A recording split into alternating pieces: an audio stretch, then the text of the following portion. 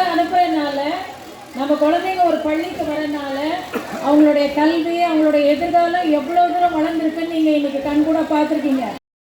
நான் முக்கியமாக பேச போகிறது பெண்களுடைய கல்வியை பற்றி. எல்லாரும் ஸ்கூலுக்கு அனுப்புறீங்க, பிள்ளைங்க 5th ஸ்டாண்டர்ட் வரைக்கும் நல்லா வராங்க, 8th ஸ்டாண்டர்ட் வரைக்கும் படிக்க வைக்கிறீங்க. 8ஆம் வகுப்புக்கு அப்புறம் உங்கள் குழந்தைகளின் நிலை எப்படி மாறுகிறது? இதுதான் என்னுடைய கேள்வி. இங்கே உட்கார்ந்துருக்கவங்கள எத்தனை பேர் உங்களுடைய ஸ்டடீஸை கண்டினியூ பண்ணி பெரிய நிலைமைக்கு வர வாய்ப்பு கிடைச்சிச்சு? எங்களுடைய எல்லா டீச்சர்ஸோட சைட்லேருந்து நான் இப்போ பேசுகிறேன்.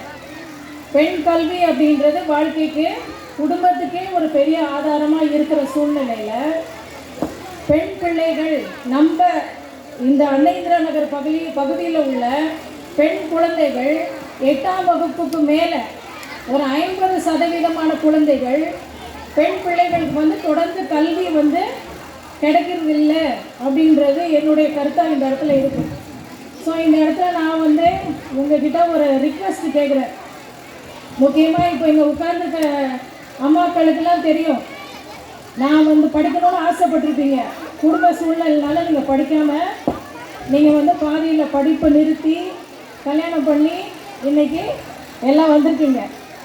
என்னுடைய ரிக்வெஸ்ட் என்ன, வேண்டுகோள் என்ன அப்படின்னா, உங்கள் வாழ்க்கையில் நடக்கிற இந்த சூழ்நிலை இனி வரும் தலைமுறைக்கு ஏற்படக்கூடாது அப்படின்றதுல உறுதியாக இருந்து அப்பாவும் சரி அம்மாவும் சரி தயவு செய்து உங்கள் வீட்டு பெண் கொண்டு வரத்துக்கு தயவு செய்து அவங்கள ஊக்கப்படுத்தி உற்சாகப்படுத்தி கொண்டு போங்க.